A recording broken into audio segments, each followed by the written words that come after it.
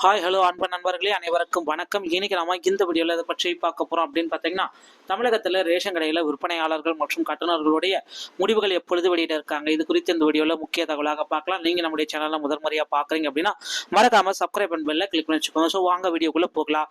So ration கடையில் விற்பனையாளர்கள் மற்றும் கட்டுநர்களுடைய முடிவுகள் எப்போ வெளியிட போகிறாங்க, ஸோ இது குறித்து பார்த்தீங்கன்னா ரேஷன் கடையுடைய அதிகாரிகள் சில முக்கியமான தகவல்களை அப்டேட் பண்ணியிருக்காங்க. ரேஷன் கடை ரிசல்ட்டை பொறுத்த வரைக்கும் விரைவில் வெளியாகும் என்று எதிர்பார்க்கப்படுதுங்க.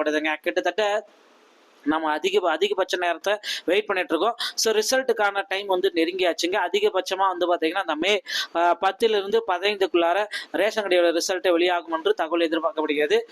தருமபுரி, திருநெல்வேலி இந்த மாதிரி மாவட்டங்கள் பார்த்தீங்கன்னா சில ஆடியோ அப்டேட்டும் நமக்கு கிடைச்சிருக்கு. அந்த ஆடியோ அப்டேட்டில் பார்த்தீங்கன்னா ரேஷன் கடைய ஆட்கள் பற்றாக்குறையை பற்றி பேசப்பட்டிருக்குங்க. ஸோ இது பார்த்தீங்கன்னா விரைவில் ரேஷன் கடையில் ஆட்கள் பற்றாக்குறையை உடனடியாக சரி செய்ய புதிய வேகன்சிஸ்கெல்லாம் எடுக்க இருக்கிறதாக தகவல் வந்திருக்குங்க. ஸோ ஏன் இவ்வளவு தாமதம் ஆகுது அப்படின்னு பார்த்தீங்கன்னா, ப்ராசஸ் எல்லாமே நடத்திட்டு இருக்கோம். அது முடிந்த உடனே பார்த்தீங்கன்னா உங்களுக்கு ரிசல்ட் அப்டேட் பண்ணிடுவோம் அப்படின்ட்டு குறிப்பிட்டு சொல்றாங்க. அது மட்டுமே கிடையாது, கூடுதல் காலி பணியிடங்களை ஒதுக்கலாம் அப்படின்ற அளவுக்கு யோசிச்சுட்டு இருக்காங்க. ஸோ மக்களே பொறுத்து நம்ம பார்க்கலாம்.